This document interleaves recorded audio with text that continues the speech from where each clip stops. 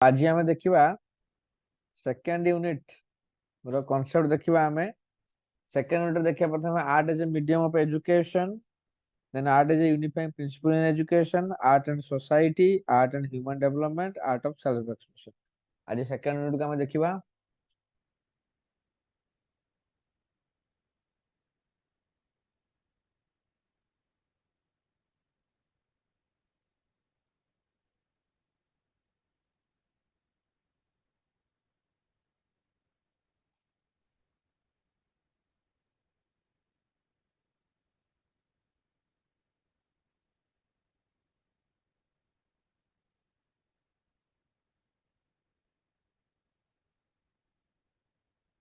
Okay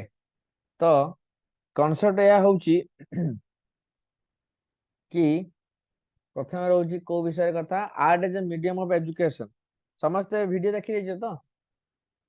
video class देखते हो समस्ते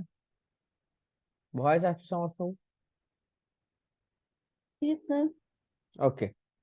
सो आर्ट्स हूँ गोटे medium of education art education मूल लक्ष्य कौन जे आर्ट टा द्वारा आम केमी एजुकेशन दे पारिबा सेटा हूँ मूल कथा तो ये आर्ट इन एजुकेशन जो एक्सपांडिंग फील्ड ये तो आगुरी नथिला ये कंटेम्पररी पीरियड कॉन्सेप्ट पूर्व तो ये ट्रेडिशनल नुहे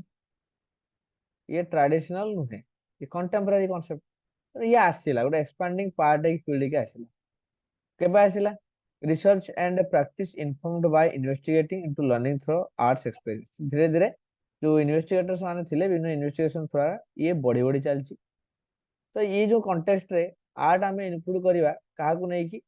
ना performing arts education dance drama music literature poetry story telling visual arts education in films craft design digital arts media and photography ये सब एग्जांपल्स देखि परछो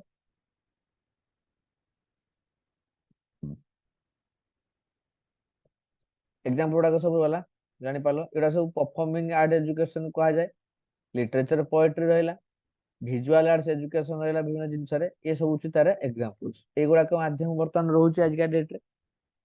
आर्ट एजुकेशन ला प्रायोरिटी जदि हम देखिबा ताले केबे आसिला ना 1952-53 मसिया रे तमरो एजुकेशनल कमिशन रिपोर्ट रे हो कोठारी कमिशन रिपोर्ट हो 64-66 रे नेशनल पॉलिसी ऑफ एजुकेशन 1986 हो बा नेशनल करिकुलम फ्रेमवर्क्स 1975 1988 2000 2005 चारटा ए क्षेत्र रे जो गुडाक तमे देखिलो ना ये सब जगह रे आर्ट एजुकेशन ऊपर कोन करा आइछि ना प्रायोरिटी दिया जाइछि कोठारी कमिशन माने 1952 मसिया देखि परतो इंडिपेंडेंस पर टू ही हमर नॉर्मली फोकस करा आइछि का ऊपर आर्ट एजुकेशन ऊपर बुझिउस तो सब जिनिस ऊपर आर्ट एजुकेशन ऊपर फोकस करा जाइछि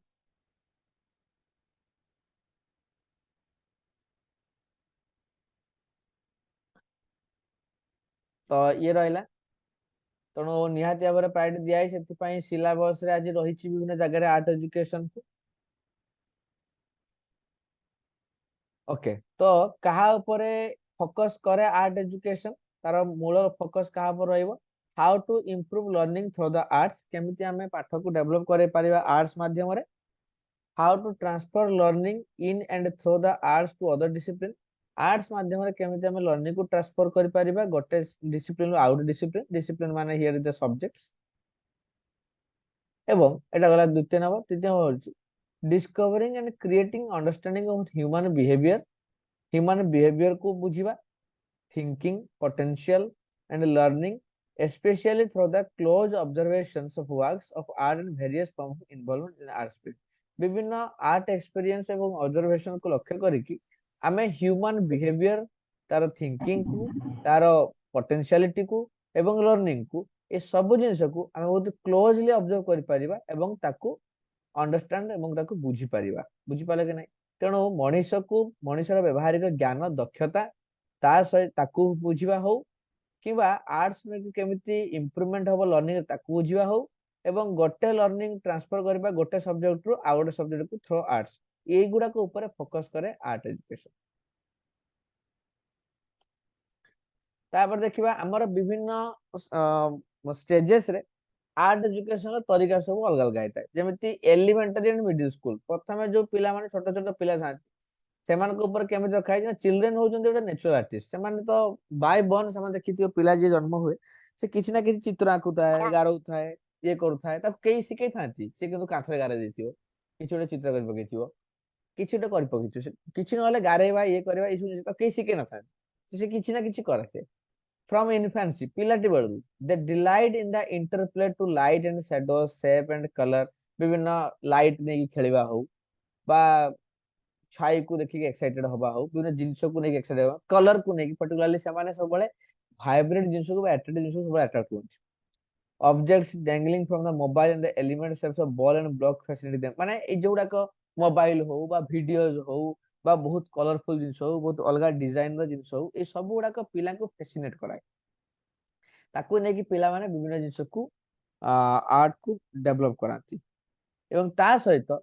ଯେତେବେଳେ ଧୀରେ ଧୀରେ ଡେଭଲପ ହୁଏ,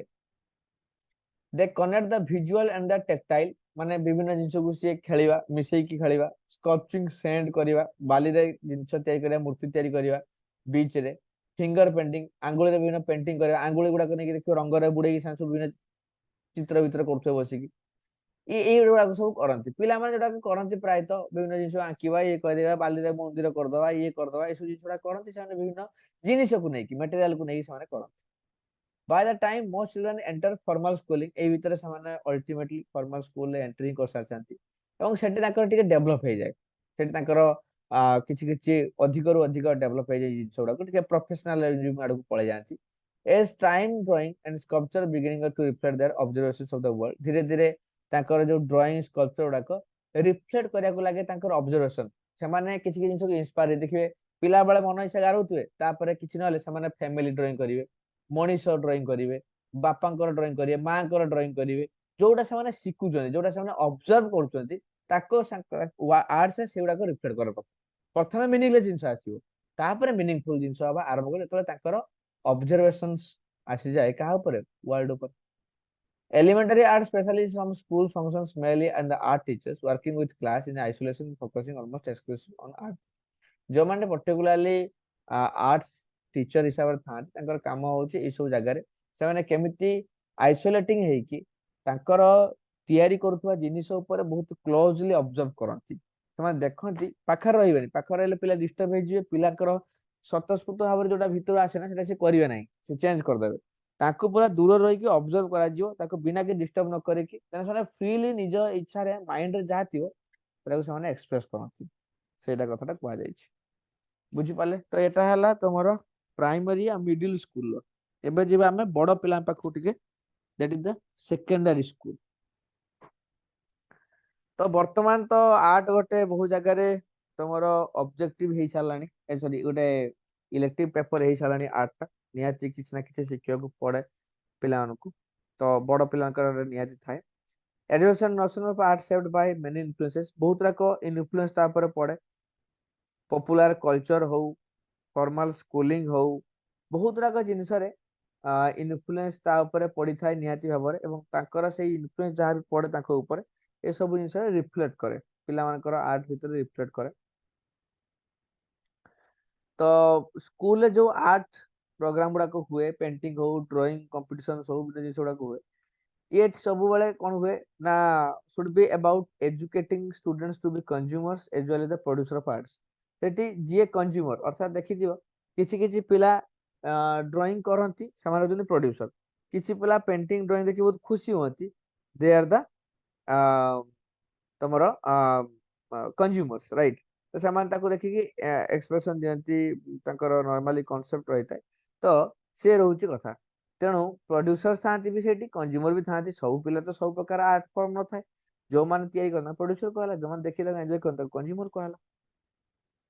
ତ ଇଏ ଗଲା ସ୍କୁଲସ ରେ। ତାପରେ ଆସିଲା ଟେକ୍ନୋଲୋଜି। ଟେକ୍ନୋଲୋଜି ଆଜିକା ଡେଟ ରେ ଆଉ ପେନ୍ ପେନସିଲ ସହିତ ଆରମ୍ଭ କରିକି ଏବେ ଅନେକ ଜିନିଷରେ ଟେକ୍ନୋଲୋଜି ଆପ୍ଲାଏ କରାଗଲାଣି। ତ ଆର୍ଟ ମେକିଂ ପ୍ରୋସେସ ଏବେ କେତେ ପ୍ରକାର ଯାଉଛି, ଆମେ ବର୍ତ୍ତମାନ ଡିଜିଟାଲ ଆର୍ଟ ଦେଖୁଛୁ। ଡିଜିଟାଲ ଆର୍ଟ କେମିତିକା ଦେଖେଇଥିବ, ଟେବଲେଟ ଫେବଲେଟ ରେ ସେମାନେ ଆଜିକାଲି ପେଣ୍ଟିଂ ଏମିତି ଆସିଲାଣି, ଟେବଲେଟ ରେ ସେମାନେ ଡଟ ପେନ ରେ ବିଭିନ୍ନ ଜିନିଷକୁ ପେଣ୍ଟିଂ କରୁଛନ୍ତି, ସେମାନେ ଦେଖିଥିବ ଇନଷ୍ଟାଗ୍ରାମ ରେ ସବୁ ଭିଡିଓ ଆସୁଛି, ସବୁ ପୁରା ଡିଜିଟାଲ ପେଣ୍ଟିଂ ହଉଛି ପୁରା, ସେଟା ବି ହଉଛି। ତାପରେ ଗ୍ରାଫିକ ଡିଜାଇନ ଗୁଡା କରାଯାଉଛି ହେଲା, ଏ ବି ଗୋଟେ ଆର୍ଟ, ଗ୍ରାଫିକ ଡିଜାଇନ ହଉଛି। बहुत गुड़ाक एलिमेंटारी इलेक्ट्रिक फॉर्मेट्स रे आजिकल डेट रे मिललानी सीडी रे हो विभिन्न इमेजेस रे हो विभिन्न प्रकार जिनस को आम कर डिजिटाली फॉर्म कर राइट। हाँ तो एबे तो आर्टिफिशियल इंटेलिजेंस पळे आइला मनुष्य को भी करिया पई पडुनी आर्टिफिशियल तार देखिते वर्तमान एबे रिसेंटली ट्रेंड चलीची देखिते विभिन्न शेप भितर मनुष्यर फोटो को इनपुट कराउ देखिछ एटा एबे तो बड़ ट्रेंड चलची एटा मार्केट रे देखिछ कि नहीं गछ भितर मनुष्य मुह देखा जाउची समुद्र पहाड़ भितर मनुष्य मुह देखा जाउची एग्रीकल्चर फील्ड भितर मनुष्य मुह देखा जाउची एटा देखिछ कि नहीं अरे देखिछ कि नहीं एटा वर्तमान ट्रेंड चलची मते लागुची 10-15 दिन हेलानी बेसी चलची तो विभिन्न सेप लोक सब निज फोटो को डिजाइन कर किसी ना नॉर्मली गूगल वेबसाइट अच्छी से तुम जीव तार टे ऑप्शन टे चूज करदब कौ भीतर देखा चाहूच तुम काली भी ट्राए करी कौ भीतर करने चाहूच ना एमती करने चाहूच से तुम फोटो सिलेक्ट करदब तापर कौ देखा चाहूच फॉरेस्ट लिखो फॉरेस्ट लिखो ग्रीनलैंड लिखो ग्रीन लिखो माउंटेन लिखो जहाँ लिखो टाइम दरकार गोटे मिनट पाखे टाइम दरकार से इजिली आराम से निजे बनईद आर्टिफिशियल इंटेलिजेंस निजे बनई दौची पेंटिंग बस तापर तुम डाउनलोड करके स्टेटस रखिदेल एंजॉय कल डीपी रखिल artificial intelligence this is the technology ये टेक्नोलॉजी बट एटा ह्यूमन मेड नुहे एटा प्योरली कंप्यूटराइज्ड बहुत सारा किंतु ह्यूमन मेड रे भी बहुत तरह ग्राफिक डिजाइन समस्त बनाती टैबलेट फैबलेट आजिकल पेंटिंग सीधा ब्रश रे करछथि टैबलेट ब्रश रे आउ आगो गालिका पेंसिल धरी बसिया पड़ू सो ये थिला हमर प्रथम चैप्टर गला नेक्स्ट चैप्टर हम देखिबा art as a unifying principle of education art केमिति विभिन्न जिनिस को यूनिफाई करौछि ना ताकि हम वर्तमान लक्ष्य करिबा।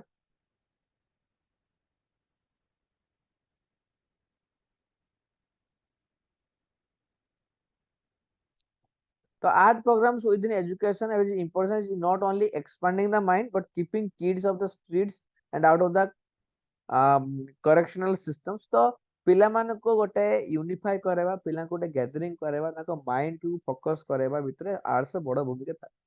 Studies show that students with the art program are 3 times more likely to graduate than those who don't. जो माने आर्ट रो स्टूडेंट थांती जो माने आर्ट को शिखुतांती भाई करन सेमानकर एकेडमिक कैरियर बा प्रोफेशनल कैरियर टा बहुत ही डेवलप थाए बहुत ही अधिक भल रही थाए अन्य मानक तुलना रे।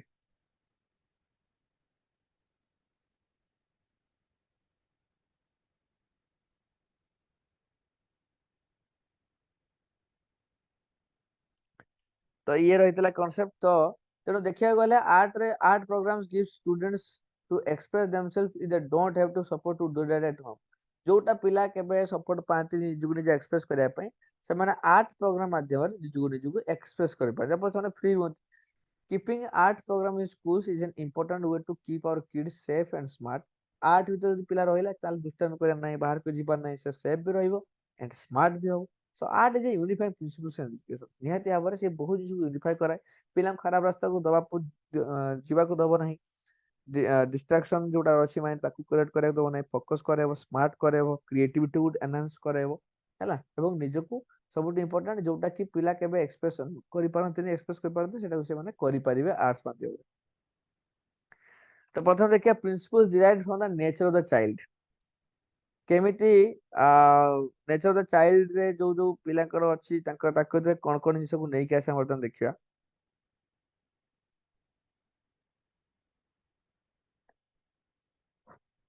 तो प्रथम आसला रेस्पेक्ट तो जेहेतु गोटे पिला रही थाए बहुत तक जिनस को लेकिन तैयारी अच्छी बहुत कॉन्सेप्ट रही बहुत तक इम्पैक्ट रोची ता ऊपर सो इन जनरल आर्ट होची गोटे रिफ्लेक्शन जोटा कि the nature of the child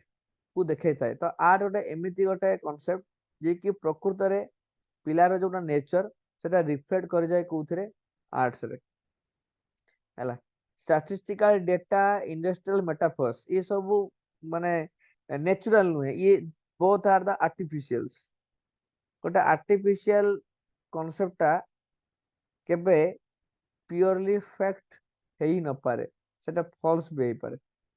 but nature the child टा जोटा क्लियरली रिफ्लेक्ट करे आर्ट्स रे सेटा होची नेचुरल माने that is the real that is the fact not the false right तो आर्ट रे जिंस आसे नेक्स्ट आसे stage of growth art education पिलांकर ग्रोथ करबारे हेल्प करे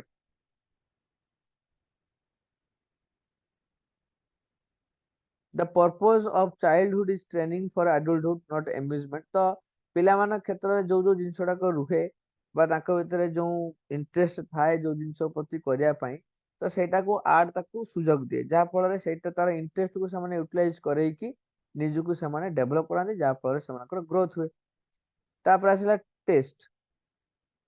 आर्ट एजुकेशन रे कौन आसे begins with the cultivation of good test,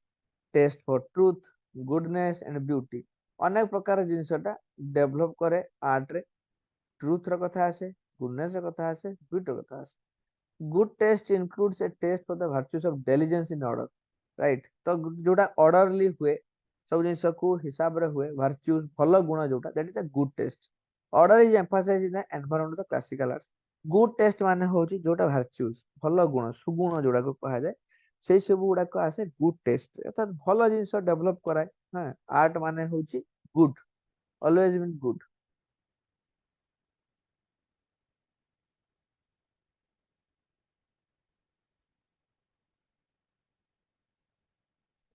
तापर आसिला मोरल ग्रेटनेस। तो मोरालिटी रा जो कॉन्सेप्ट है ये artificial greatness is express in vanity and vainglory in strenuously resisted। तो जोटा आर्टिफिशियल जिनसटा सेटा आसे नाही। मोरल जो ग्रेटनेस टा रुहे ना ये सब बळे आर्ट सहित एसोसिएटेड थाए। तो नेचुरली जो जिनसटा आसे this vision of greatness guides the classical arts in is curriculum decision the conduct in the school. तो नेचुरल आर्ट्स टा बा मोरल जो कॉन्सेप्ट रहता है मोरल ग्रेटनेस बा मोरालिटी ये सब जिनस गुड़ाक डेभलप हुए क्या द्वारा आर्ट्स द्वारा। That is the natural not the artificial है। तो नेचुरल आर्ट्स बा नेचुरल जो कॉन्सेप्ट है ये मोरल ग्रेटनेस माध्यम रे डेभलप होता है। लास्ट वन आसे डिसिप्लिन। तो बहुत प्रकार डिसिप्लिन जो सब्जेक्ट को डेभलप कराए आर्ट एजुकेशन जोटा कि क्रिएटिविटी एंड मैच्योरिटी ये दुईटा ऊपर फोकस करे। जदि गोटे पिला जी शिखुची तार जदि क्रिएटिविटी बहुत डेभलप हो गला ताले तार मैच्योरिटी आसीची बोली हम कहि परिबा एवं तार मैच्योरिटी भी अल्टीमेटली डेभलप हो पारे। बुझले कि नहीं?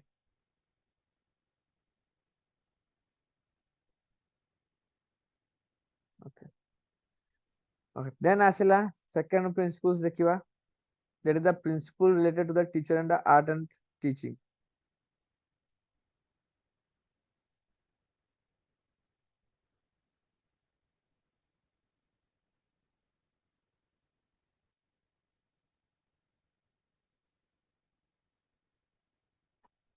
तेणु प्रथम आसे कोन कल्टिवेशंस।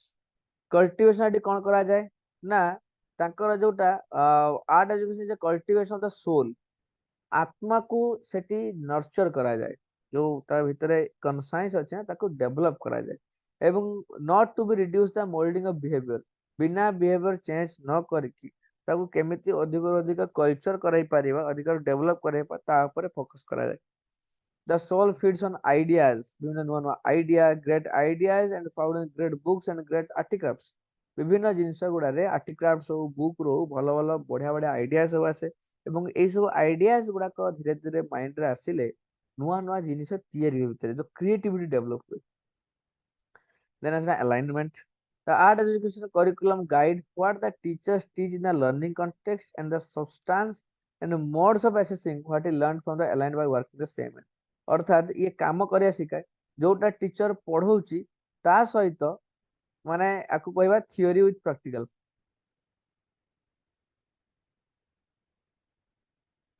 तो थियोरी विथ प्रैक्टिकल को अलाइन कराई के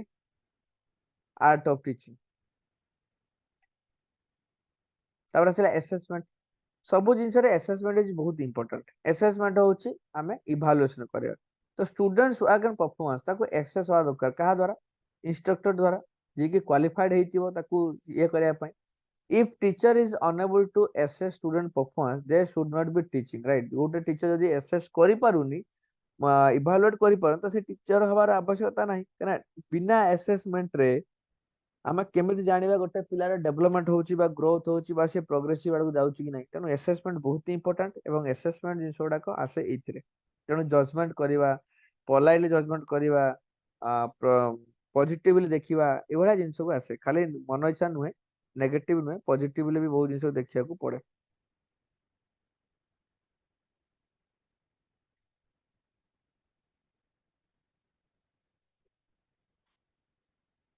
तापर आसला इंस्ट्रक्शंस।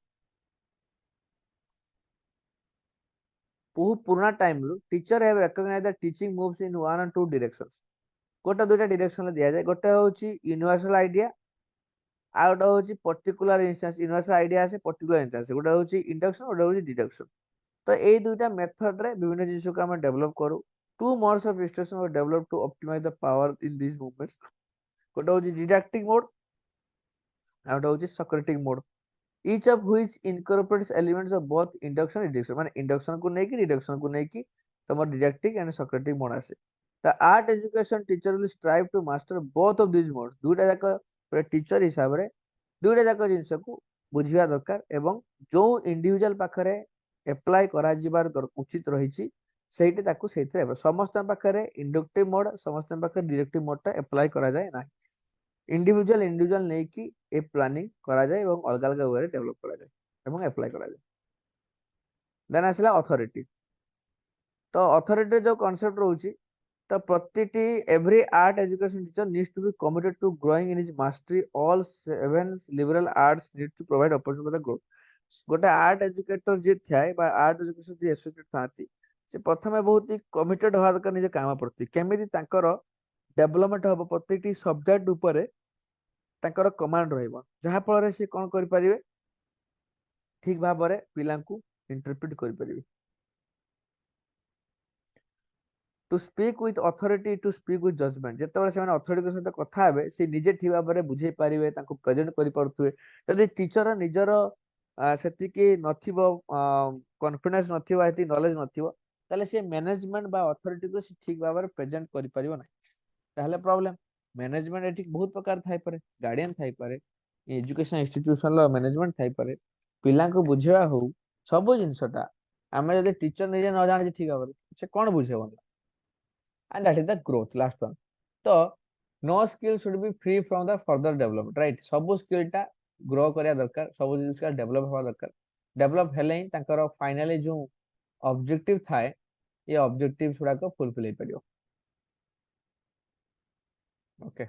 गला ये तापर आसला principle related to the community. तो एटा 3 नंबर पॉइंट आसे देले हमर चैप्टर 2 टा सरियो। Vocation and commission, the art education is driven for the demands of its vocation and commission, calling and task, not by the circumstance in which it finds itself। circumstances को ने दीटा जिंस होची, गोटे होची गोटे कॉज, आउट होची तारो effect माने task. गोटे जिनिसटा होची तारो प्रॉब्लम अछि, गोटे प्रॉब्लम नै परिबा आ गोटे होल तारो सॉल्व। ओके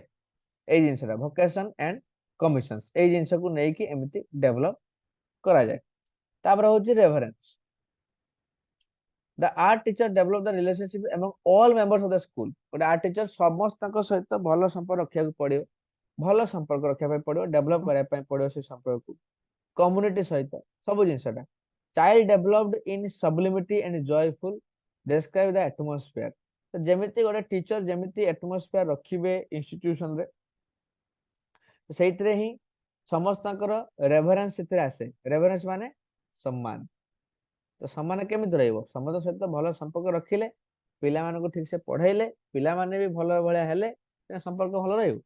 ए जिंस भी आसे कम्युनिटी सहित। आउट होची सोशल हायरार्की की कहा परे किए रहइबो सोसाइटी रे, सोसाइटी रे सोशल हायरार्की कथा रहइला। Teacher do not speak to sink down to the level of students or to raise the students to the level. तो टीचर जी से पिला सहित मिसिक तांको लेवल को तळ को पळे जाउ, सी जदि पिला तळ लेवल अछंती ताल तांको केम डेवलप करे गानी कि टीचर ता भलिया समान करे परियो, ताको कहा गेला सोशल हायरार्की। तो एठी टीचर पिला सहित मिसिक तळ को जुगार नुहे, टीचर पिला सहित मिसिक ता लेवल को नै के आसीबा कहा गेला सोशल हायरार्की। अर्थात एठी पिलांकर पोजीशन को से कोन करिवो ग्रो करेवो। This is the duty of a teacher, particularly art teacher. Okay बर्तमान ये रहला चैप्टर 2। तापर देखिए आर्ट एंड सोसाइटी। हमर इंडिया रे आर्ट एंड सोसाइटी केमिति रहितला कांसेप्ट हम कोन रहउछ ताको हम बर्तमान लक्ष्य करिया। समस्त बुझी परछ कि नै रे? पार्टिसिपेशन तो किछि नै। ଆଜି କାଲିକା ଅପେକ୍ଷା ବହୁତ କମ ପିଲା ଅଛନ୍ତି କ୍ଲାସରେ।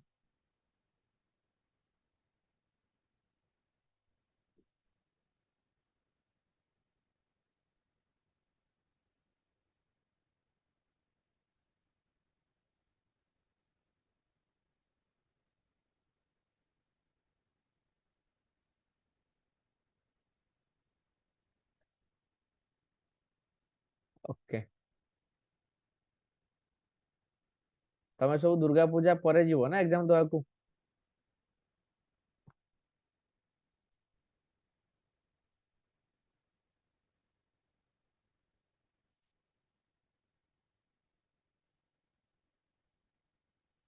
ଦୁର୍ଗା ପୂଜା ପରେ ପୁଣି ଯିବ ଆରାମସେ ବୁଲିକି ଆସିବ ଆନ୍ଧ୍ରପ୍ରଦେଶ। ଆଉ ଥରେ ପୁଣି ବୁଲିବ, ହଷ୍ଟେଲରେ ଖାଇବ, ଏକ୍ଜାମ ଦବ।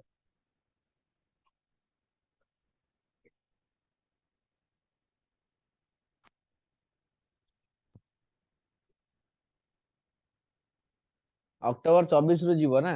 26 ରେ ଏକ୍ଜାମ। ଓକେ। ତ ବର୍ତ୍ତମାନ ଦେଖିବା ଆର୍ଟ ସୋସାଇଟିର କଣ କାମ ରହୁଛି, କଣ କନସେପ୍ଟ ତା ସହିତ ଆସୋସିଏଟ ଅଛି। ତ 1918 ମସିହାରେ 60 ଜଣ ଆର୍ଟିଷ୍ଟ ମାନଙ୍କୁ ନେଇକି ଗନ୍ଧର୍ବ ମହାବିଦ୍ୟାଳୟ ମୁମ୍ବାଇରେ ହେଲା ଗୋଟେ ଇନାଗୁରେଟ ହେଲା ଗୋଟେ ଅର୍ଗାନାଇଜେସନ। କଣ ପାଇଁ, ତାର ପର୍ପସ କଣ ଥିଲା? To promote Indian artist and Indian art. ସେଥିପାଇଁ the art society of India was founded. ତ ଆର୍ଟ ସୋସାଇଟି ଯୋଉଟା ସେଇଟା ଯୋଉ ତିଆରି ହେଲା 1918 ମସିହାରେ 60 ଜଣ ଆର୍ଟିଷ୍ଟକୁ ନେଇକି, କଣ ପାଇଁ ନା ପ୍ରମୋଟ, ତାର ଅବଜେକ୍ଟିଭ କଣ ରହିଲା? ଦୁଇଟା objective, promote Indian artist and Indian art.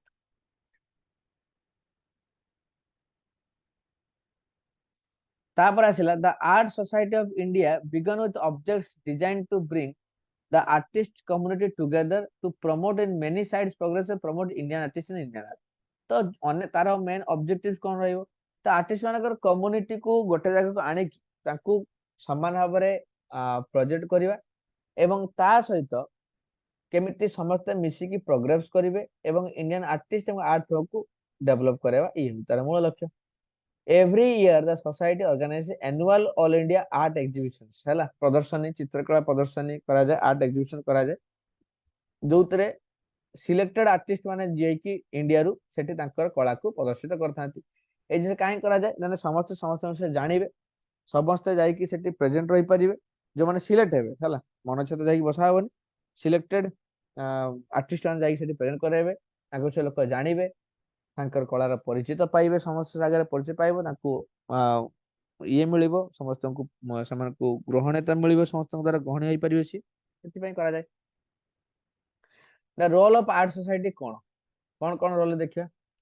ପ୍ରଥମେ ତ art can function to refresh people and remind people of better thing or transcended realities। ତ ସେ ଆର୍ଟ କଣ କରେ ନା ଲୋକମାନଙ୍କୁ ସବୁବେଳେ ରିଫ୍ରେଶ କରାଏ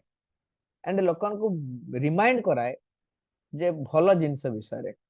ଭଲ ଜିନିଷ ବିଷୟରେ ରିମାଇଣ୍ଡ କରାଇବ, ପଜିଟିଭ କରାଇବ ଏବଂ ଲୋକଙ୍କୁ ରିଫ୍ରେଶ କରାଏ। That is the art. Art can be use to reinforce values and even bring people together. ଯୋଉ ଭ୍ୟାଲ୍ୟୁଜ ଅଛି ନା, ତାକୁ ରିଏନଫୋର୍ସ କରାଇବା, ଆଉ ଥରେ ନେଇକି ଆସିବା ଏବଂ ଲୋକମାନଙ୍କୁ ଗୋଟେ ଜାଗାରେ ଏକତ୍ରିତ କରିପାରେ ହଉଛି ଆର୍ଟ। ତମେ ଦେଖିଥିବ ଯାତ୍ରାରେ, ସିନେମା, ଥିଏଟର, ଲୋକ ଗୀତ, ମ୍ୟୁଜିକ ପ୍ରୋଗ୍ରାମ, ଏଇ ସବୁ ଜିନିଷରେ ମେଳା ପ୍ରୋଗ୍ରାମ ରହିଲା, ସାଂସ୍କୃତିକ ଅନୁଷ୍ଠାନ ରହିଲା, ତମେ ଦେଖିଥିବ ଏଇ ସବୁ ଲୋକଙ୍କର କଣ କରେ, ଏଇଥିରେ ଲୋକମାନେ ଗେଟ୍ ଟୁଗେଦର ହୁଅନ୍ତି, ଲୋକମାନେ ଏକତ୍ରିତ ହୁଅନ୍ତି। ପରିବାରରେ ଯୋଉମାନେ ବାହାରେ ଥିବେ ସେମାନେ ଏଇ ଟାଇମ ରେ ଘରକୁ ଆସନ୍ତି। ଯେମିତି ତମେ ସବୁ ଯୋଉମାନେ ତମେ ଘରୁ ବାହାରେ ରହିଥିବ, ତମେ ବର୍ତ୍ତମାନ ଦୁର୍ଗା ପୂଜାରେ କୁଆଡେ ଚାଲ, ଗାଁକୁ ଯିବ, ତମ ରିଲେଟିଭ ସବୁ ଆସିବେ, ତମେ ମିଶିକି ସାଙ୍ଗରେ ଦୁର୍ଗା ପୂଜା ବୁଲିବାକୁ ଯିବ। ସେଠି ତମ ସାଙ୍ଗମାନଙ୍କ ସାଙ୍ଗେ ଯାଇପାର, ଘର ଲୋକଙ୍କ ସାଙ୍ଗେ ଯାଇପାର, ରିଲେଟିଭ ମାନଙ୍କ ସାଙ୍ଗେ ଯାଇପାର, କେତେ ହୁଏ ନା ଗେଟ୍ ଟୁଗେଦର। କଳା ସବୁବେଳେ ଲୋକଙ୍କୁ ଏକତ୍ରିତ କରାଏ। Art has many different function society to challenge people. ଅନେକ ପ୍ରକାର ଜିନିଷକୁ ନେଇକି ଆର୍ଟ ଆସିଥାଏ, ଭେରାଇଟି ଫଙ୍କସନ୍ସ, ଗୁଡାଏ ଜିନିଷ ଅଛି। ଲୋକଙ୍କୁ ଏୱାର କରିବା ପାଇଁ ଆର୍ଟ ଦରକାର, ଲୋକଙ୍କୁ ବେପାର ଦବା ପାଇଁ ଆର୍ଟ ଦରକାର। ତମେ ଦୀପ ଜାଳିଲେ ସିନା, କେବଳ ଦୀପ କଲେ ସିନା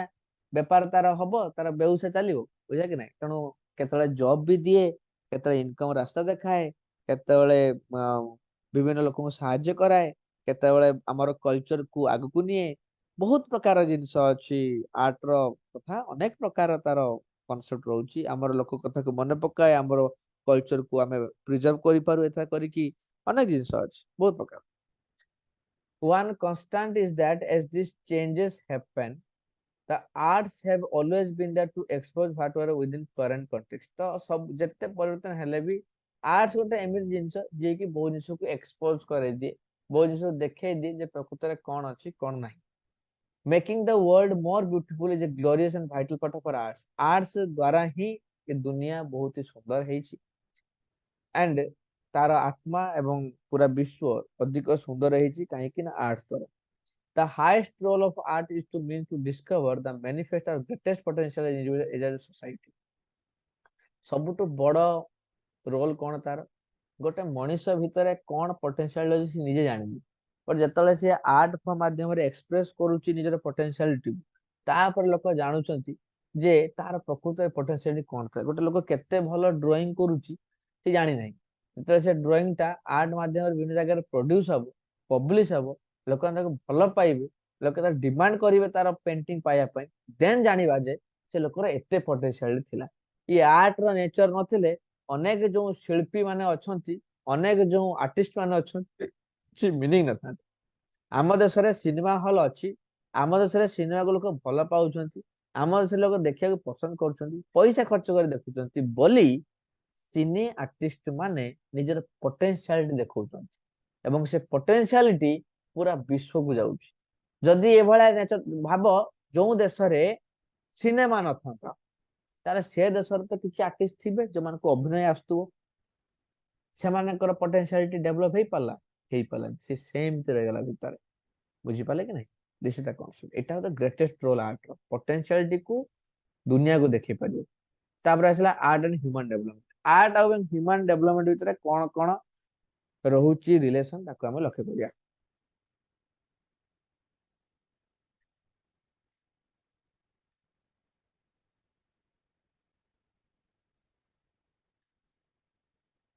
Human development describes a complex wave factor affecting the health as well-being individuals across the lifespan.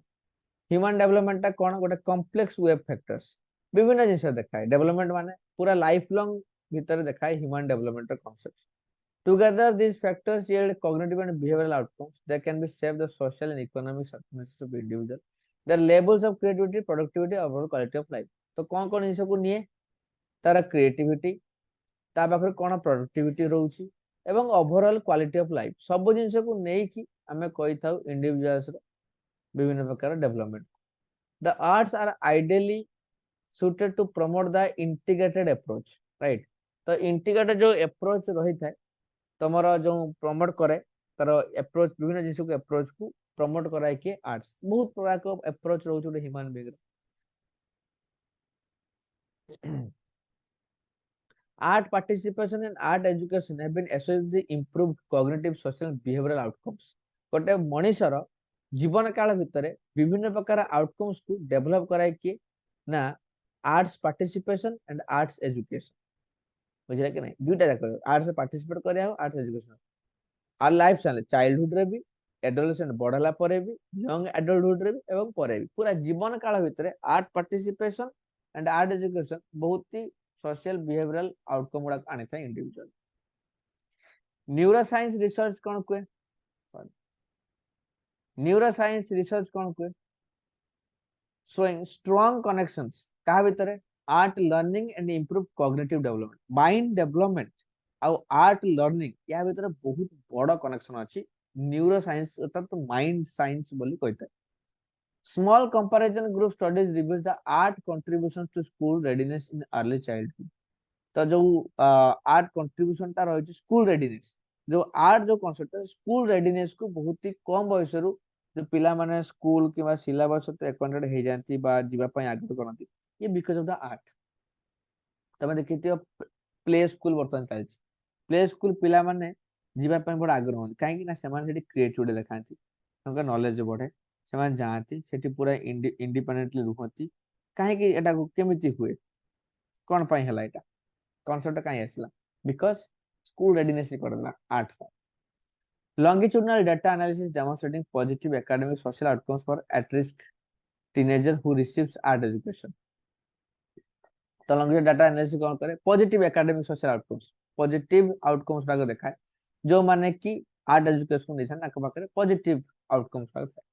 several studies reports improvements in cognitive functions and self reported quality of life for older adults who engage in the arts and creative activities compared to those who don't जो माने art education को नौचंदी सांकर बढ़िया outcome आसे এবং जो मान नौना कर आसे ना से बळे तो मोटामोटी भाव में कहया गले आम कहवा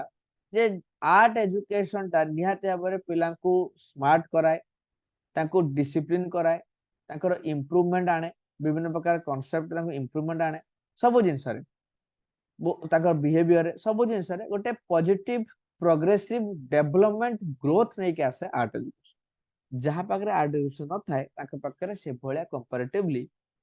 अधिक आसे नहीं तो these are the human development ऊपर कॉन्सेप्ट रहिला आर्ट एजुकेशन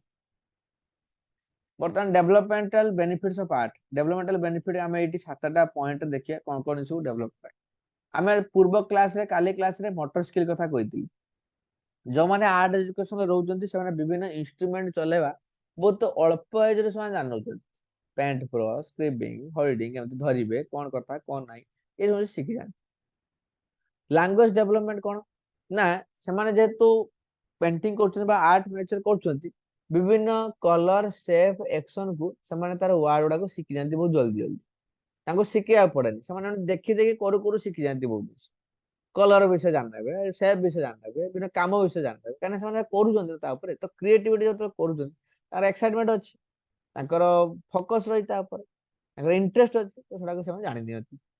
डिसीजन मेकिंग काली हम डिस्कशन करथिलु डिसीजन मेकिंग केमिति गोटे पिला क्रिटिकल थिंकिंग स्किल ता भीतर डेवलप हुए एवं प्रॉब्लम सॉल्विंग ता भीतर पळे आसे फॉर डिसीजन से ठीक से नहीं पारे विजुअल लर्निंग रहिला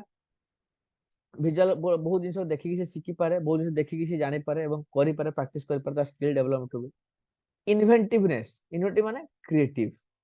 निज को से एक्सप्रेस करि पारे बुझला कि नहीं क्रिएटिंग आर्ट रे से निज को एक्सप्रेस करि कि किछि इन्वेंशन गुडा को करथाय नुआ नुआ जिंस आने कल्चरल अवेयरनेस जो पिलाटी निज कल्चर बा आर्ट सहित एसोसिएटेड थिबो ता भितरे कल्चरल अवेयरनेस थाए ऑलरेडी आसी जाय ताको शिखिया पय पडा ना से जाने ही नहीं ता भितरे ता जो डांस सिखुची तो डांस हम से शिखिया ना कल्चर शिखिया कोन से जानि गेला एवं लास्टली एई सब जिंस हला फल रे तार एकेडमिक परफॉर्मेंस भी डेवलप हुए कहीं से फोकस थाए डिस्ट्रैक्टेड हुए नहीं स्मार्टनेस पळे आसे कॉन्फिडेंट आसे तो ऑटोमेटिकली तार एकेडमिक अचीवमेंट भी हो जाए बुझी पाले समस्त एति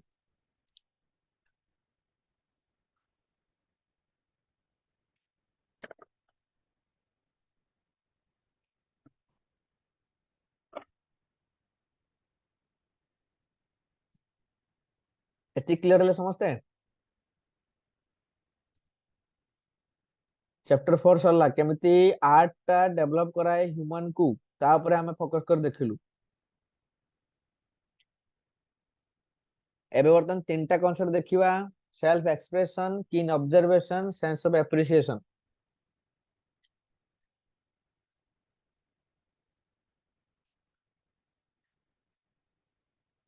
तो प्रथम देखिबा आर्ट फॉर सेल्फ एक्सप्रेशन टा कोन सेल्फ एक्सप्रेशन होची कोन interest self expression the taking of an internal impulse a personal vision and through self awareness putting into the external form self expression निजे को निजे एक्सप्रेशन कर पार तार इंटरनल इंपल्सेस जहां भी अछि पर्सनल विजन जहां अछि सीए ताको एक्सटर्नल फॉर्म को आनी पड़छ ता भीतर कोन भावना कोन चिंताधारा अछि से आर्ट फॉर्म रे देखै पड़छ समस्त राइटिंग रे एक्टिंग रे पेंटिंग डांसिंग स्कल्पचर ने मूर्ति तय करिया फिल्म मेकिंग सिंगिंग ए सब जिंस गुडा को से करे कि आर्टिस्ट ता भीतर थिया कांसेप्ट को बाहर करि पारछ जोटा टाइम इमोरियल पर्यंत कंटिन्यू करे बहुत पुराना पेंटिंग पुराना फिल्म्स पुराना डांस लोके आज पर्यंत जे नाचु जे छोट पिला ताको आज पर्यंत लोक कहती ये तो माइकल जैक्सन भला लागुची दिस इज द टाइम इमोरियल सिए लोक गलानी कुआ किंतु लोके आज भी ता ना को लोक मन रखचंती ता स्टाइल के भूली पड़नाती ଆଜିକା ଡେଟ୍ ରେ ନୂଆ କ୍ରିକେଟର ମାନେ ଖେଳୁଛନ୍ତି ବଟ୍ ଯୋଉମାନେ ଦେଖିଛନ୍ତି ସେତେବେଳେ ସଚିନ ତେନ୍ଦୁଲକର ସେମାନେ କେବେ ଭୁଲି ପାରନ୍ତି। ଆଜିକା ଡେଟ୍ ରେ ଗାଁରେ ଯିଏ ବ୍ୟାଟ୍ ଧରି ପଳେଇଯାଏ ଗାଁରେ ତାକୁ ଲୋକ ଚିଲେଇକି କୁହନ୍ତି ଇଏ ନିଜକୁ ତେନ୍ଦୁଲକର ଭାବୁଛି ଆଉ। This is the concept. Art ଗୋଟେ ଏମିତି ଜିନିଷ ଯୋଉଟା କି ତାର ପୋଟେନସିଆଲିଟି ଏମିତି ଦେଖାଯାଏ ଟାଇମ ଇମୋରିଆଲ ପର୍ଯ୍ୟନ୍ତ ମନେ ରହେ ଲୋକ। Self expression and creativity R universal functions of human.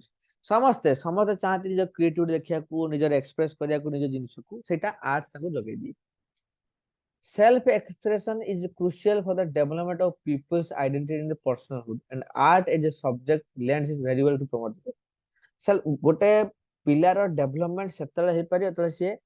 Self expression ତା ପାଖରେ ଥିବ, ଯେତେବେଳେ ସିଏ ତା ଭିତରେ କିଛି ରହୁନଥିବ। ତା ଭିତରେ ଯଦି ରହିବ ସିଏ ନିଜକୁ ନିଜେ ଡେଭଲପ କରିପାରିବନି, ସିଏ ନିଜକୁ ସେଇ ୱେରେ ନେଇପାରିବ ନାହିଁ। ତେଣୁ ଯଦି ପିଲାର ଡେଭଲପମେଣ୍ଟ କେମିତି ହୁଏ ନା ସେଲ୍ଫ ଏକ୍ସପ୍ରେସନ ଦ୍ୱାରା, ଏବଂ ସେଲ୍ଫ ଏକ୍ସପ୍ରେସନକୁ ଆର୍ଟସ ଟା ପ୍ରମୋଟ କରେ। when people feel like they freely express themselves तो पूरा freely सब चिंता करती पूरा तरह में free है express करिया को हमको they can begin to explore their interest and strength Takar interest strength को जगह रे अछि निजको से माने एक्सप्लोर करिया को आरंभ कर दे जहा फल रे से माने नुवा नुवा बिना किछि डर रे बिना किछि भय रे बिना कोन हरेबार दुख रे से माने बहुत किछि जिंस करि जानती एक्सपेरिमेंटल बेसिस रे एवं सेही एक्सपेरिमेंट कोउट ना कोउटी तांको ग्रो करिवार हेल्प करे। एटा होउची तमरो सेल्फ एक्सप्रेशन। पिला को रेस्ट्रिक्शन रखा जीवन ताको पूरा फ्रीडम दिया हला निजको एक्सप्रेस करे सी पूरा निजको निज ऊपर से माने एक्सप्रेशन आनी कि निज माइंड थॉट्स को सब आनी कि से निजको डेवलप करे पय चेष्टा कर। तो सेल्फ एक्सप्रेशन ले कोनटा करिया उचित ने किछ लेखा आइची। तो प्रथम देखिया कोटा करिया उचित without judgement and allow for mistake ताको जजमेंट करिया दरकार नै जज कर दरकार ताको अलाउ करो भूल करू सी भूल करू करू से ठीक करी प्रथम जब आम सब जिनताକୁ ବାଛିବା ଇଏ କରିବା ମିଷ୍ଟେକ୍ କରୁଛୁ ବୋଲି କହିବା ସିଏ ସବୁବେଳେ ଫିୟର ସମୟରେ ବଞ୍ଚିବ କିଛି ନୂଆ କରିବା ପାଇଁ ଚିନ୍ତା ହିଁ କରିବନି କେବେ କାହିଁକି ନା ପୁଣି ଭୁଲ ହେଇଯିବ ପୁଣି ମତେ ଜଜ୍ କରିବେ ସମସ୍ତେ ତେଣୁ ସେ ମିଷ୍ଟେକ୍ କରିବ କାହିଁକି ନା ମିଷ୍ଟେକ୍ ସେତେ ଜଣ କରୁଛି ଯଦି କିଛି ନୂଆ ଜିନିଷ ସିଏ ଏକ୍ସପ୍ଲୋର କରୁଛି ହେଇପାରେ ସିଏ ଫ୍ଲପ୍ ହବ ପ୍ରଥମେ ତାପରେ ତ ସିଏ ସକ୍ସେସ୍ ଆସିପାରେ ତାକୁ ଛାଡ଼ିବା ଦରକାର। ସି ଥିଙ୍କ ୱାଣ୍ଡର ଷ୍ଟ୍ରାଟେଜି तो गोटे पिला को तार क्लासमेट्स आर्ट वर्क ता ऊपर पचारिया दरकार प्रश्न पचारिया दरकार कोन करे दरकार ता भीतर क्रिएटिविटी डेवलप करे बा तार कॉन्फिडेंस आसे तो ताको क्वेश्चन पचारिया दरकार तार ऊपर से कोन करूची कोन नै आस्क थॉट प्रोवोकिंग क्वेश्चन चिंता कला भलिया प्रश्न पचारिया दरकार देले से माने कोन करी जे दिमाग लगाइबे क्रिएटिविटी चिंता करिवे नुवा जिनिस आनिबे अधिक समय चिंता करिवे नुवा नुवा जिनिस पाइबे से थॉट प्रोसेस टा बहुत डीप है जो एटा गोटे पॉइंट रहल देन आसला डोंट्स कोउटा करा जीव नै सर्वेलेंस ताको जगियो नै ता छाडी दियो पूरा फ्री छाडी दियो ता निजे निजे करियो इवैल्यूएशन ऊपर एम्फसाइज करबा ए तो सही सेम हे गला ताको जगिवा हे गला एम्फसाइज करबा हे गला इवैल्यूएशन देले मार्क कम आसीओ से माने करबा नै नुवा जिंस कि काई मोर करबी मोर जोटा सिखि सेति करबी देले मोर मार्क भलो आसीओ तेणु इवैल्यूएशन पर एम्फसाइज करिया दरकार नै ताको जगिया दरकार नै ताको इतरे कंपटीशन आनिया दरकार नै नेगेटिवली देले से माने फ्रीली किछि प्रैक्टिस कर परिबेनी ताको प्रेशर द्वारा आदो आवश्यकता नै बा ताको चॉइस को रेस्ट्रिक्टेड करबा नै ए सब करबा नै ताको जगिबनी रेस्ट्रिक्शन किछि आनिबानी ताको कंपटीशन कराइबानी ताको मार्क दवा पय फोकस करबा ना प्रेशराइज करबानी कारण यदि प्रेशराइज हेबे बा रेस्ट्रिक्शन रहिबे से माने फ्रीली केमिति काम करिवे। तापर आसला आर्ट फॉर कीन observation and sense of appreciation कीन ऑब्जर्वेशन कोन ऑब्जर्व करबा जेटा कि art and science is side sector हिसाब ताको ऑब्जर्व करा जाय कोन ऑब्जर्वेशन था हमें देखिया तार पॉइंट सब कोन कोन ऑब्जर्वेशन करा जाय तो देखिए तांकर quality value significance and magnitude लोक मानकर रिकॉग्नाइज करबा तांको ऑब्जर्व करके तांको रिकॉग्नाइज करे तांकर वैल्यूज तांकर क्वालिटी तांकर गुरुत्व सब जिंस ए judgment or opinion specially favourable one तांको फेवरेबल कला भलिया फेवर कला भलिया किछि ओपिनियन दबा किछि डिसीजन सुनेबा एक्सप्रेशन ऑफ ग्रेटिट्यूड तांको धन्यवाद जणाइबा awareness of delicate perception specially for aesthetic qualities or values तो जो परसेप्शन अछि ना जो एस्थेटिक क्वालिटीज अछि ताकू प्रशंसा करबा ता ऊपर भी ध्यान रखा दरकार माने आमे बुझी पारतो दरकार बीइंग ए ऑब्जर्वेटर जो माने अछि ऑब्जर्व करिया पय ताकर बत नॉलेज थिया दरकार जे आर्ट्स ऊपर ନହେଲେ ସେ କଣ awareness ନଥିଲେ ସେ କଣ କ୍ୱାଲିଟି ଜାଣିବେ କଣ ଭ୍ୟାଲ୍ୟୁ ଜାଣିବେ ସେ ତେଣୁ ପ୍ରଥମେ awareness ରଖିବା ଦରକାର। A rise in values or price specially over time ଯଦି ଓଭର ଟାଇମ୍ କରୁଛି ତାର ପ୍ରାଇସ୍ ବଢିଆ ଦରକାର। ହଁ ଥ୍ୟାଙ୍କ୍ସ ଅର୍ ଗ୍ରାଟିଚ୍ୟୁଡ ଏଟା ତ ଯାଇଥିଲା। Assessment of the true worth or values of persons or things ତ ତାଙ୍କର ଯୋଉ ପ୍ରକୃତର ଯୋଉ ଅଛି ଜ୍ଞାନ ପ୍ରକୃତ ଯୋଉ ଭ୍ୟାଲ୍ୟୁ ତାକୁ ଠିକ ଭାବରେ ଆସେସ କରିବା ଦରକାର। ବହୁତ ଲୋକ ଅଛନ୍ତି କଣ ନା ସେମାନେ ବହୁତ ଭଲ ନାଚନ୍ତି ବହୁତ ଭଲ ଆର୍ଟିଷ୍ଟ ଅଛନ୍ତି କିନ୍ତୁ ତାଙ୍କୁ ସେତିକି ପଇସା ମିଳେ ନାହିଁ ତାଙ୍କୁ କମ ପେମେଣ୍ଟ ମିଳେ ତ ସେଇଟା ଠିକ ନୁହେଁ। ତାଙ୍କର ପ୍ରକୃତରେ ଯେତିକି ମହତ୍ଵ ରହୁଛି ତାଙ୍କୁ ସେତିକି ଦବା ଦରକାର। Perspective recognition of qualities as in art ତାର କ୍ୱାଲିଟିକୁ ରେକଗ୍ନାଇଜ କରିବା ଦରକାର। an increase in value as goods or property ତ values ବଢେ increase କରିବା ଦରକାର ତାର property goods ସହିତ ତାର values କୁ ବି increase କରିବା ଦରକାର। a written review of a book especially when favorable ତ ଯେତେବେଳେ ଆମେ ଗୋଟେ ପ୍ରଶଂସାକାର କରୁଛେ ଗୋଟେ ରିଭ୍ୟୁ ଦଉଛେ ତ ସେଟା ଲେଖିକି ଦବା ଦରକାର କାହିଁକିନା ଗୋଟେ ଲେଖା ଧର ଗୋଟେ ଜଣେ ଲେଖିଛି ତାକୁ ଯଦି ଆମେ ଲେଖିକି ଦଉଛେ ନା ବହୁତ ବେଳରେ ସେ ରିମାଇଣ୍ଡ କରିପାରିବ ଦେଖିକି ଜାଣିପାରିବ ଯେ ହଁ ମତେ ଏମାନେ ସମସ୍ତେ ଏମିତି ଲେଖି ଦେଇଥିଲେ କହିଲେ ସେଟାକ ସବୁ ଭୁଲି ଯାଆନ୍ତି ମନେ ରହିବ ନାହିଁ କିନ୍ତୁ ଦେଖିଲେ ମନେ ରହିବ ତ ଗୋଟେ ଏପ୍ରିସିଏସନ ଆସେ। ଆମେ ସେଇଟାକୁ ବି ଆସିବା ଲାଷ୍ଟରେ ଯେ ଏପ୍ରିସିଏସନ କଥା କଣ ରହିବ କଣ ରହିଛି 10ଟା ସତ୍ୟ କଥା ଏପ୍ରିସିଏସନ କୁ ନେଇକି ଏପ୍ରିସିଏସନ ଆକ୍ଚୁଆଲି ବହୁତ ଆବଶ୍ୟକତା ଅଛି। ଏଭ୍ରିୱାନ ୱାଣ୍ଟସ ଏପ୍ରିସିଏସନ ସବୁ ଲୋକ ପ୍ରଶଂସା ଚାହାନ୍ତି ଏମିତି କୌଣସି ଲୋକ ଚାହାନ୍ତି ଯେ ପ୍ରଶଂସା ଚାହାନ୍ତି ନାହିଁ ପ୍ରଶଂସା ମାନେ ନେଗେଟିଭ ନୁହେଁ ପ୍ରଶଂସା ମାନେ ଏପ୍ରିସିଏଟ କରନ୍ତୁ ବୋଲି ଲୋକ ଚାହାନ୍ତି ନା। ୟୁ କ୍ୟାନଟ ନିଡେଡ ଭେରି ବିଗ ଅର ଏଲାବୋରେଟ ଇଏ ଏଇ ଯୋଉ ଏପ୍ରିସିଏସନ ବହୁତ ବଡ ହେଇନଥିବା ଦରକାର ବହୁତ ବଡ ବି ନହବା ଏତେ ଜରୁରୀ ନୁହେଁ ଛୋଟ ବି ହେଲେ ଚଳିବ ଗୋଟେ ଏପ୍ରିସିଏସନ ଛୋଟ ଗୋଟେ ମେସେଜ ହେଇପାରେ ଗୋଟେ ଲେଖା ହେଇପାରେ ଏମିତି ନୁହେଁ ଯେ ପୁରା ଗୋଟେ ଏପ୍ରିସିଏଟ କରିବା ପାଇଁ ଗୋଟେ ପୁରା ଷ୍ଟେଜ ବାନ୍ଧିବ ପୁରା ମାଇକ୍ ଫାଇକ୍ ଆଣିକି ଲାଇଟ୍ ଫାଇଟ୍ ଦେଇକି ଏପ୍ରିସିଏଟ ଦରକାର ନାହିଁ। ଇଟ୍ ସୁଡ୍ ବି ପର୍ସନାଲ ତମେ ଯାହାକୁ ଏପ୍ରିସିଏଟ କରୁଛ ପର୍ସନାଲ ହେବା ଦରକାର ବାଇ ଫୋନ ବାଇ ଦେଖା କରିକି ବାଇ ମେସେଜ ରେ ପର୍ସନାଲ ପବ୍ଲିକ ନୁହେଁ। ୟୁଜ ୟର କ୍ରିଏଟିଭିଟି ଆମେ କାହାକୁ ଗୋଟେ ଏପ୍ରିସିଏଟ କରୁଛେ ନା କ୍ରିଏଟିଭିଟି ୟୁଜ କରିକି ଏପ୍ରିସିଏଟ କରିବା ଦରକାର ମାନେ ଅଲଗା ୱେରେ କରିବା ଦରକାର ବିଭିନ୍ନ ଅଲଗା ୱେରେ ସରପ୍ରାଇଜ ଦେଲା ଭଳିଆ ବା କିଛି ଜିନିଷ କଲା ଭଳିଆ ଆର୍ଟିଷ୍ଟିକ ଭ୍ୟୁଜ ରେ କିଛି ଦେବା ଦରକାର କ୍ରିଏଟିଭିଟି ୟୁଜ କରିକି ଆମେ ଏପ୍ରିସିଏଟ କରିବା ଦରକାର। ସରପ୍ରାଇଜେସ୍ ଆର୍ ଗୁଡ୍ ଭଲ ସରପ୍ରାଇଜେସ୍ ଯୋଉଟା ମୁଁ ଏବେ କହିଲି ସରପ୍ରାଇଜ କରିକି ଦେବା ସେଟା ଭଲ ସରପ୍ରାଇଜ ରେ ଦେଲେ ବହୁତ ହି ଭଲ ତାର ପାୱାର ଟା ବହୁତ ଭଲ ଥାଏ ସରପ୍ରାଇଜ। ସିନସିୟରିଟି କାଉଣ୍ଟସ ଯାହାର ସିନସିୟରିଟି ଅଛି ତାକୁ କାଉଣ୍ଟ କରିବା ଦରକାର ଯିଏ ସିନସିୟର ତାକୁ ପ୍ରେଜ କରିବା ଦରକାର ତାର ସିନସିୟର କାହିଁକିନା ସିଏ ଓର୍ଦି ସେ ସିନସିୟର ଏବଂ ଏପ୍ରିସିଏଟ କରିବା ପାଇଁ ଗୋଟେ ପ୍ଲାନ ଦରକାର ପ୍ରପର ପ୍ଲାନିଂ ୱେରେ ଏକ୍ଜିକ୍ୟୁଟ କରିକି ଆମେ ଜଣକୁ ଏପ୍ରିସିଏଟ କରିବାଟା ବହୁତ better. Give from your heart it must not be artificial ଉପର ଠାଉରିଆ କଲେ ଭଲ ନୁହେଁ ଯଦି ଆମେ ଯଦି କାହାକୁ ଏପ୍ରିସିଏଟ କରୁଛେ ସେଇଟା ଉପର ଠାଉରିଆ ନୁହେଁ ଆମେ ତା ହୃଦୟରୁ ଅନ୍ତରରୁ ତାକୁ କରିବା ଦରକାର ଦିସ୍ ଇଜ ଦ ହବା ଦରକାର। ମେକ୍ ଇଟ୍ ମେମୋରେବୁଲ ଏମିତି କରିବା ଦରକାର ଅଲଗା ୱେରେ ଯେମିତି ଗୋଟେ ମେମୋରେବୁଲ ହେବ ସମସ୍ତଙ୍କ ପାଇଁ ମନେ ରହିବ ସବୁଦିନ ପାଇଁ ଏଇଭଳିଆ ୱେରେ କରିବା ଦରକାର। and you will get more than you give ଯେତେ ତମେ ଦବ ସେମିତି ତମେ ପାଇବ ଏଟାକୁ ବି ମନେ ରଖିବା ଦରକାର। ଆମେ ଯଦି କାହାକୁ ଏପ୍ରିସିଏଟ କରିଥିବା କାହାକୁ ଅର୍ଦି ବୋଲି ଭାବିଥିବା ନା ଦିନ ଆସିବ ତମକୁ ବି ଲୋକ ଏପ୍ରିସିଏଟ କରିବେ ତମକୁ ଲୋକ ଅର୍ଦି ଭାବିବେ ଯେମିତି ଦବା ସେମିତି ପାଇବା। So this 10 powerful truth ଅବାଉଟ appreciation appreciation କୁ ନେଇକି 10ଟା କଥା ରହିଛି ବୁଝିପାରିଲେ ସମସ୍ତେ ଏ ପୁରା ନିହାତି ଭାବରେ ଆବଶ୍ୟକତା ଅଛି ଆମେ ବୁଝିବା ଦରକାର। ତେଣୁ ଆମେ ଆଜି ୟୁନିଟ 2 ର କନସେପ୍ଟ କୁ ସବୁ ଦେଖିଲୁ। ପ୍ରଥମେ ଦେଖିଲୁ ଆର୍ଟ ଏଜୁକେସନ ଆର୍ଟ କେମିତି ଏଜୁକେସନ ରେ ୟୁଟିଲାଇଜ କରାଯାଉଛି ବିଭିନ୍ନ ସ୍କୁଲ ବିଭିନ୍ନ ଷ୍ଟେଜେସ ରେ କେମିତି ଆର୍ଟ ୟୁନିଫାଏ କରାଏ ପ୍ରିନ୍ସିପଲ ଇନ ଏଜୁକେସନ କୁ ଦେନ ଆମେ ଆର୍ଟ ସୋସାଇଟି ଯୋଉଟା ଆମ ଦେଶରେ ତିଆରି ହେଇଥିଲା ବ୍ରିଟିଶ ଟାଇମ ରୁ ତାକୁ ଆମେ ଦେଖିଲୁ ପ୍ରତିବର୍ତ୍ତର ତାର କାମ ବି ଦେଖିଲୁ ଏବଂ ତାର ଅବଜେକ୍ଟିଭ ବି କଣ ଆମେ ଦେଖିଲୁ। ହ୍ୟୁମାନ ଡେଭଲପମେଣ୍ଟ କେମିତି କରାଏ ଆର୍ଟ ତାକୁ ବି ଆମେ ଫୋକସ କରି ଜାଣିଲୁ ବିଭିନ୍ନ ପ୍ରକାର ୱେରେ ଡେଭଲପ କରୁଛି ବହୁତ ଯାକ ପଏଣ୍ଟ ଆମେ ଦେଖିଲୁ ବିଭିନ୍ନ ପ୍ରକାର ଷ୍ଟେଜେସରେ। Then art for self expression kind of observation and sense of appreciation ଆମେ ଏପ୍ରିସିଏସନ କଥା ବି ଦେଖିଲୁ ଆମେ ଅବଜରଭେସନ କଥା ଦେଖିଲୁ ଆମେ ସେଲ୍ଫ ଏକ୍ସପ୍ରେସନ କଥା ଦେଖିଲୁ।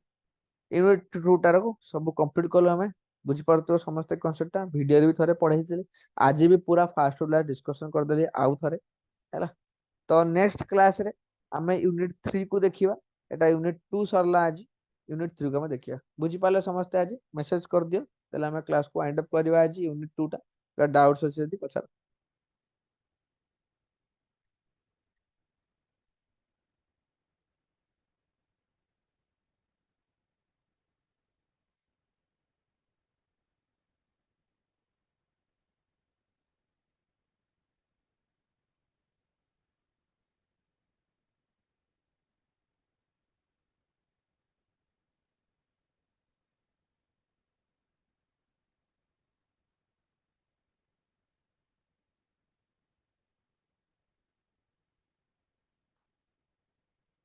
ओके ठीक अच्छे ताले हम रखिया क्लास को गुड नाइट समस्त को नेक्स्ट क्लास देखा हबा यूनिट 3 रे काली ओके चलो थैंक यू गुड नाइट समस्त को नमस्कार जय जगन्नाथ जदि आपण माने एई क्लास टी को ए पर्यंत देखिचंती तो निहाती आपन को ए वीडियो भल लागि जिवो जदि वीडियो आपन को भल लागि तो आपन को जो सांग माने बीडी एडमिशन करछंती अदर इंस्टीट्यूट मान करे से मानु को ए वीडियो आपन शेयर करि परिबे ता सहित आपण ए चैनल को सब्सक्राइब करंतु जहा द्वारा आगामी जेतिकी सेमिस्टर जो वीडियो आसीबो आपण तार नोटिफिकेशन मध्ये आपण पाखु पहुंची परिबो